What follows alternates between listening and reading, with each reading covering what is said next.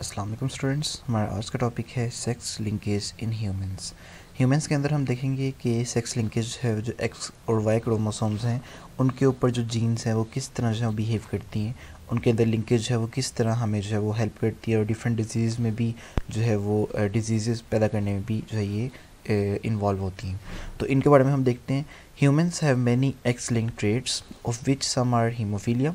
Haemophilia भी एक जो है वो एक्स लिंक्ड ट्रेट है, एक्स क्रोमोसोम के ऊपर जो इसकी जीन पाई जाती है।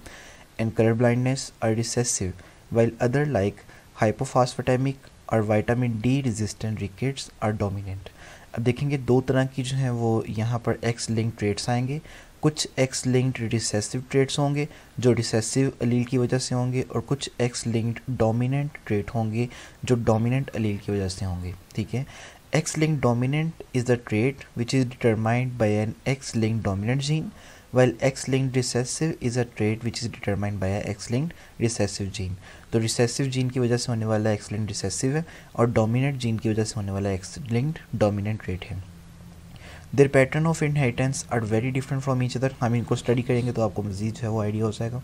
सबसे पहले हमारे पास है X-linked recessive inheritance। Experimental mating are not practically possible in humans. Mode of inheritance of human traits can be traced through pedigrees। तो हम जो है वो एक्सपेरिमेंटल मेटिंग नहीं कर सकते, तो हम पेडिग्रीज क्या होती हैं, ये डायग्राम इसके थ्रू जो है वो हम देखते हैं कि जो कोई डिज़ीज़ है या कोई ट्रेट है वो किस तरह फैमिलीज़ में रन करता है। ठीक है, तो इसके थ्रू जो है पेडिग्री के थ्रू हम जो है वो इसको सारा स्टडी करते हैं। अभी हम जो है एक एग्जांपल देखेंगे तो आपको पेडिग्री जो है वो बनाना जो है वो इजी हो जाएगा, बनाना जो है वो सारा कुछ आ जाएगा। सबसे पहले हमारे पास जो फर्स्ट हमने देखना है वो डिजीज़ है हीमोफीलिया, इसकी जेनेटिक्स देखनी है। Haemophilia is a rare X linked recessive trait. अब हीमोफीलिया एक रिसेसिव जीन की वजह से होता है, तो हम इसको कहते हैं क्या है, रिसेसिव ट्रेट है, एक्स लिंक्ड रिसेसिव ट्रेट है। हीमोफीलिया होता क्या है, haemophilic blood fail to clot properly after an injury because it has either a reduction or malfunction of the complete absence of blood clotting factors। अब haemophilia होता क्या है, हमारी body में जब कहीं कट लगता है तो वहाँ पर ब्लड क्लॉटिंग फैक्टर्स आते हैं और ब्लड को जमा देते हैं, जिससे वो कट जो है वो वाउंड जो है वो हील हो जाता है। जबकि हीमोफीलिया के पेशेंट के अंदर ये ब्लड क्लॉटिंग फैक्टर्स प्रेजेंट नहीं होते, तो अगर कहीं पर कट लग जाएगा, थोड़ा सा भी कट लगता है, तो वहाँ से ब्लड लगातार निकलता रहता है। ठीक है, it is a serious heredity disease because the haemophilic में bleed to death even from minor cut. तो हीमोफीलिया का जो पेशेंट है उसको हल्का सा भी कट लगेगा तो ब्लड इतना ज़्यादा निकल जाएगा कि उसकी डेथ हो सकती है। हीमोफीलिया की 3 टाइप्स हैं, A, B and C. Haemophilia A and B और non allelic recessive sex linked. ठीक है, जो हीमोफीलिया ए और बी है ये सेक्स लिंक्ड ट्रेट्स हैं, ये इनकी जो जीन है ये सेक्स क्रोमोसोम के ऊपर पाई जाती है, एक्स क्रोमोसोम के ऊपर, और ये कैसी है, recessive. But haemophilia C is an autosomal recessive trait. Haemophilia C जो है किस वजह से होती है, ये ऑटोसोम्स क्रोमोसोम के ऊपर इसकी जो है वो जीन पाई जाती है, तो ये ऑटोसोमल रिसेसिव ट्रेट है। 80% जो हीमोफीलिक पेशेंट्स होते हैं उनके अंदर हीमोफीलिया ए होती है due to abnormality in factor 8। ठीक है, ब्लड क्लॉटिंग फैक्टर 8 जो है वो ठीक से प्रोड्यूस नहीं होता, इसकी जीन में कोई प्रॉब्लम होती है जिसकी वजह से हीमोफीलिया ए जो है प्रोड्यूस होती है। 20% जो पेशेंट्स हैं उनके अंदर हीमोफीलिया बी होती है due to disturbance in the factor 9। इनके अंदर फैक्टर 9 जो है उसमें प्रॉब्लम आती है, उसकी वजह से जो है ब्लड क्लॉट नहीं हो सकता। But less than 1% suffer from the haemophilia C due to reduction in factor 11। तो सिर्फ फैक्टर 11 जो है वो ये ऑटोसोम्स क्रोमोसोम के ऊपर होगा, तो इसकी जीन जो ऑटोसोम क्रोमोसोम के ऊपर होगी, तो फैक्टर 11 मतलब कि जो जीन है उसमें प्रॉब्लम की वजह से हीमोफीलिया सी होती है। तो ज़्यादातर जो हीमोफीलिया है वो हीमोफीलिया ए होती है, उसके बाद बी, और बहुत कम जो है वो सी होती है। Beings X linked recessive, haemophilia A and B effects man more than women. अब जो हीमोफीलिया ए और बी है, अब एक चीज़ याद रखिए, जितनी भी एक्स लिंक्ड रिसेसिव ट्रेट्स होंगे वो मेन के अंदर ज़्यादा होते हैं, फीमेल्स के अंदर बहुत कम होते हैं। ठीक है, इसकी रीज़न अभी हम आगे देखेंगे। बट haemophilia C effects both the sexes equally because it is autosomal. तो क्योंकि सी जो है ऑटोसोमल दोनों में होगा तो दोनों को इक्वली इफेक्ट करेगा। जबकि एक्स लिंक्ड जो रिसेसिव ट्रेट होते हैं वो मेन के अंदर ज़्यादा होते हैं, फीमेल के अंदर कम होते हैं। Chances for a man to be affected by hemophilia A or B are greater than women. A woman can suffer from hemophilia A और B only when she is homozygous for the recessive allele. अब एक चीज़ देखें कि ये क्या होता है। Man के अंदर सिर्फ एक एक्स क्रोमोसोम है, जबकि फ़ीमेल के अंदर 2 एक्स क्रोमोसोम है। अब फीमेल के अंदर अगर एक एक्स क्रोमोसोम के ऊपर कैपिटल एच ये हीमोफीलिया की नॉर्मल जो है एलील है और स्मॉल एच है ये इन्फेक्टेड एलील है। मदर सिर्फ तभी जो है वो हीमोफीलिया की पेशेंट होगी जब उसके ऊपर दोनों एलील्स हैं वो क्या हों, स्मॉल एच हों, ठीक है। तो तभी जो है दोनों एक्स के ऊपर स्मॉल एच आएगा, तभी मदर क्या होगी, वो पेशेंट होगी हीमोफीलिया की। अगर एक कैपिटल एच है दूसरा स्मॉल एच है तो मदर जो है वो कैरियर होगी, वो इन्फेक्टेड नहीं होगी, ठीक है। वो कैरी कर रही है जीन लेकिन वो इन्फेक्टेड नहीं है। तो मदर के अंदर जब तक दोनों एक्स के ऊपर स्मॉल एच नहीं होएगा, जब तक मदर दोनों जो है वो एक्स जो है वो होमोजाइगस रिसेसिव नहीं होंगे, तब तक मदर जो है वो पेशेंट नहीं होगी। जबकि फादर जो है, जो क्योंकि मेल के अंदर सिर्फ एक एक्स क्रोमोसोम होता है, तो अगर वो स्मॉल एच होगा तभी भी उसने एक्सप्रेस करना है, कैपिटल एच होगा तभी भी उसने एक्सप्रेस करना है। तो यहाँ पर जो है वो हीमोफीलिया के होने के चांसेस क्या हैं, ज़्यादा हैं। तो एक्स लिंक जो रिसेसिव ट्रेट्स होते हैं वो मेल के अंदर ज़्यादा शो होते हैं क्योंकि उनमें सिर्फ एक एक्स क्रोमोसोम होता है, जबकि फ़ीमेल के अंदर क्योंकि 2 एक्स क्रोमोसोम होते हैं तो दूसरा क्रोमोसोम अगर डोमिनेंट है तो उसके इफेक्ट को मास्क कर देगा। तो यहाँ पर फीमेल्स के अंदर जो है ये कम शो होते हैं, ठीक है। इसको हम देखते हैं जी। A woman can suffer from haemophilia A और B only when she is homozygous for the recessive allele, but a man with just 1 recessive allele will display the trait. Haemophilia जो है A and B zigzag from maternal grandfather through a carrier daughter to the grandson. अब ये एक चीज़ है important, हम इसको जो है यहाँ से पीडी से देख लेते हैं कि जो हीमोफीलिया की डिज़ीज़ है या एक्स लिंक्ड जितने भी रिसेसिव ट्रेट्स होते हैं वो फादर से सीधा सन में नहीं जाते, ठीक है। कभी भी x linked recessive traits father से सन में नहीं जाते, बल्कि फादर से ये ट्रेट जाते हैं कैरियर डॉटर में और कैरियर डॉटर से फिर जाते हैं आगे सन में।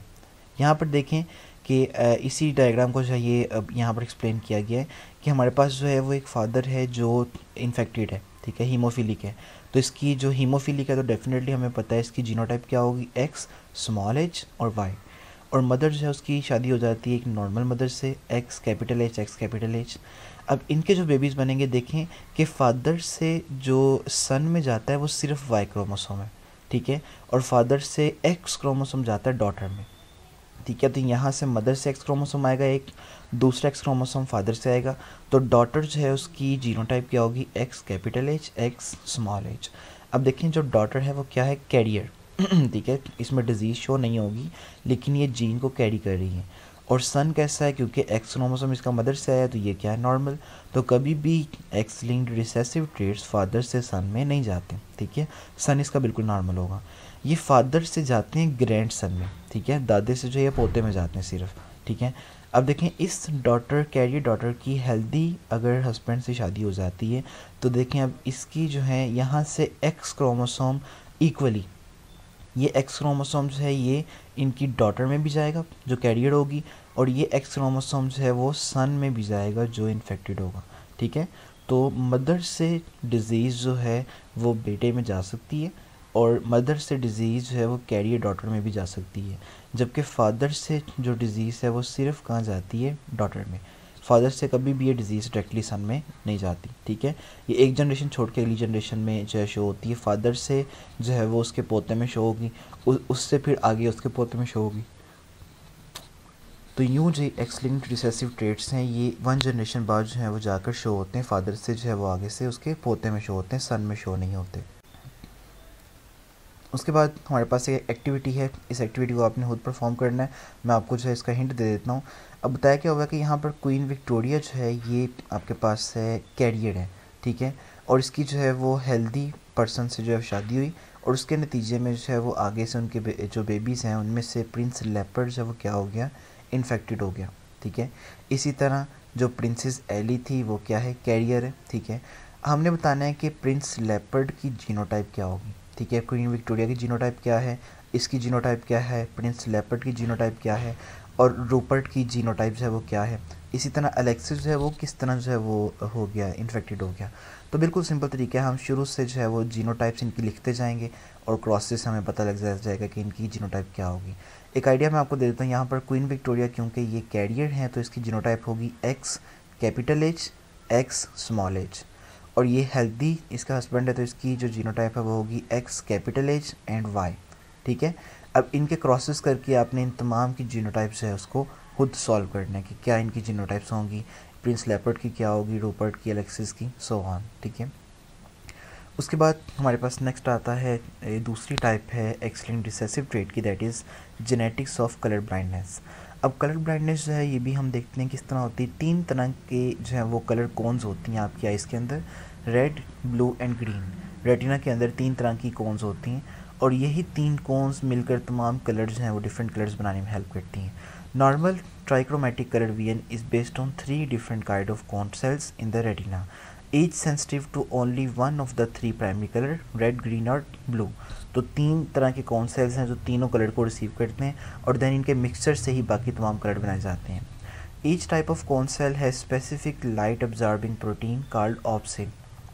इन कौन सेल्स के अंदर एक प्रोटीन होती है ऑप्सिन, ये ऑप्सिन जो है वो स्पेसिफिक टाइप की लाइट को ऑब्जॉर्ब करता है, रेड लाइट को, ग्रीन लाइट को या ब्लू लाइट को। The gene for red and green opsin are on chromosome x.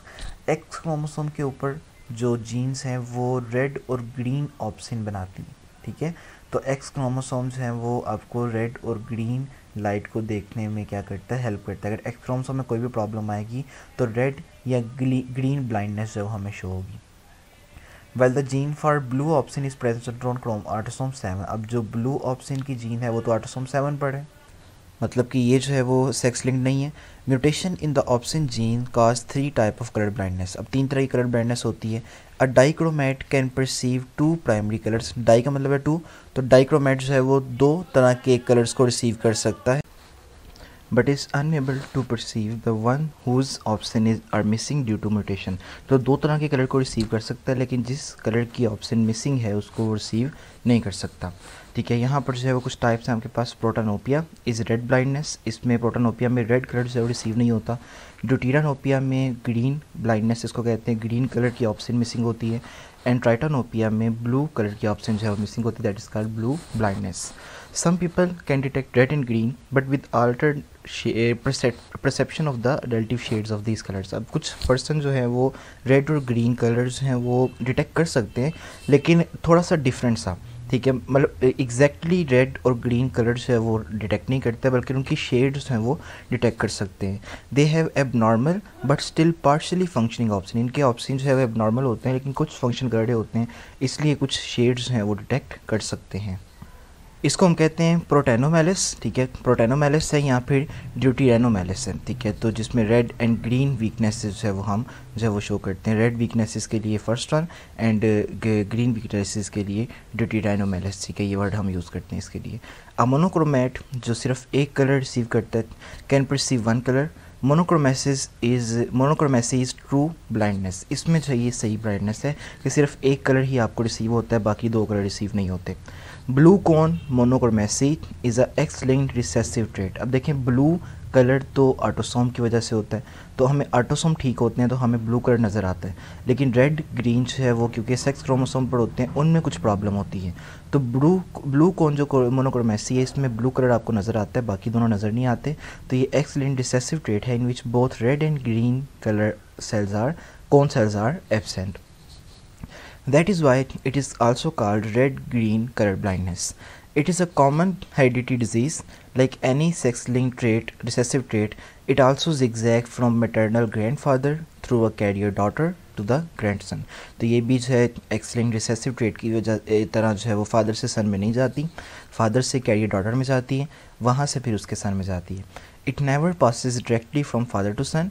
This type of color blindness is more common in men than women. वही बात पीछे वाली जो हमने पीछे देखा कि ये ट्रेड्स जो हैं वो मैन में ज़्यादा होते हैं, because chances for a male to be affected by it are much more than the female. इसी तरह की एक्टिविटी है, इसको भी आपने खुद परफॉर्म करना है। आइडिया मैं आपको दे देता हूँ।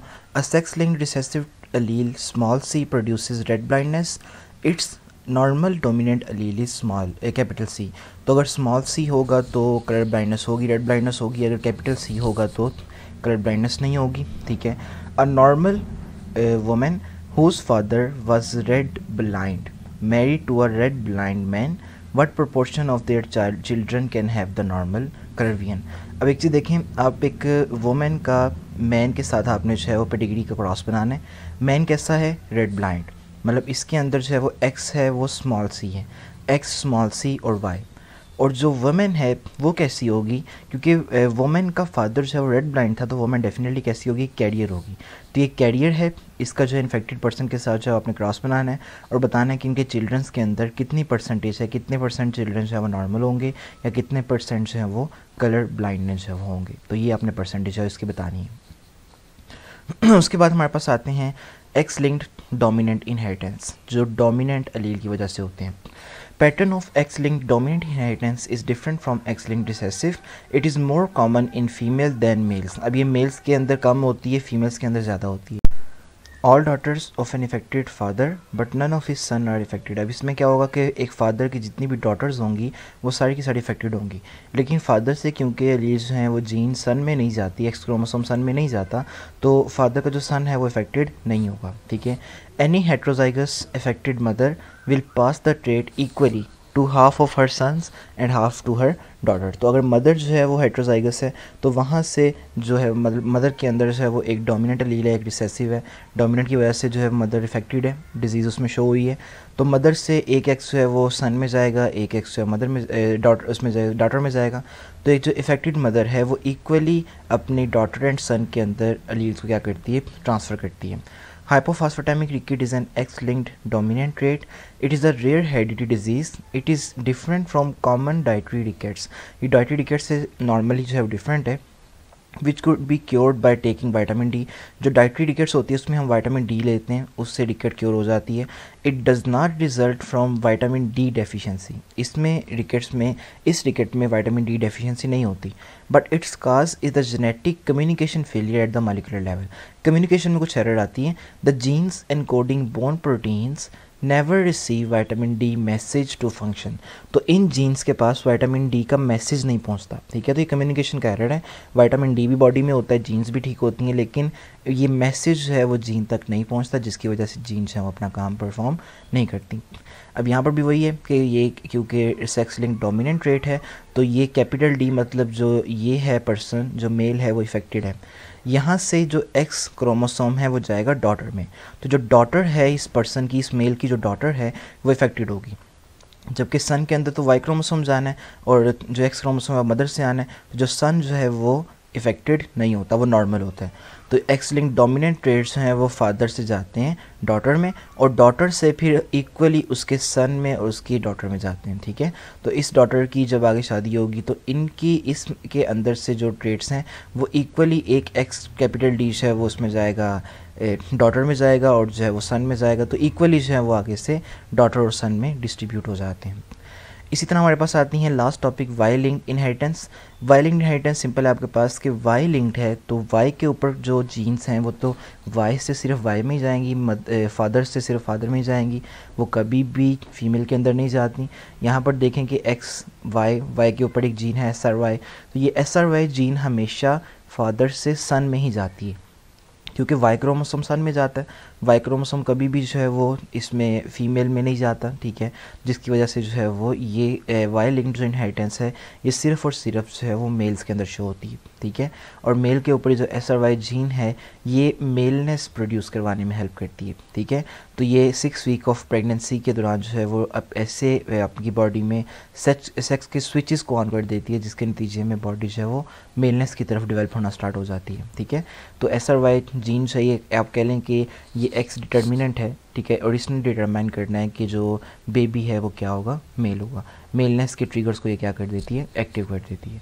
तो इसी तरह जो वाई लिंक्ड इनहेरिटेंस है वो भी सिर्फ मेल्स के अंदर होती है, फीमेल्स के अंदर नहीं होती। यहाँ तक बच्चे हम करेंगे। नेक्स्ट टॉपिक जो है वो सेक्स लिमिटेड ट्रेट और सेक्स इन्फ्लुएंस टेस्ट, ये आपके जो है वो टॉपिक में नहीं है, सिलेबस में नहीं है। लास्ट टॉपिक जो है नेक्स्ट लेक्चर में हम डिस्कस करेंगे, that is diabetes mellitus and it's genetic basis.